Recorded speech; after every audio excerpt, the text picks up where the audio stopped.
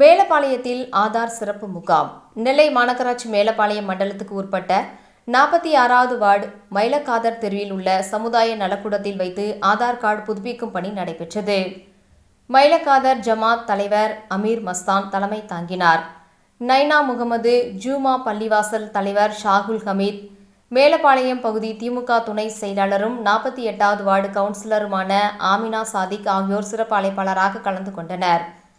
வட்ட செயலாளர் சாலி மெலனா, காங்கிரஸ் இளைஞர் அணி பொதுச் செயலாளர் ஆசத் பாஷா, ஜமாத்தர்கள் ரசூல் மைதீன், அபுபக்கர், ஷாகுல் ஹமீத், சித்திக் பிலால், அப்துல் முனாப், மதினா உஸ்மான், நவாப், காஜா, செய்யத் மைதீன், பாதுஷா, அகமது உசேன், ஷேக் மைதீன் உள்பட பலர் கலந்து கொண்டனர். நிகழ்ச்சிக்கான ஏற்பாடுகளை சுகாதாரத்துறை சேர்மனும் 46வது வார்டு கவுன்சிலருமான ரம்ஜான் அலி சிறப்பாக செய்திருந்தார்.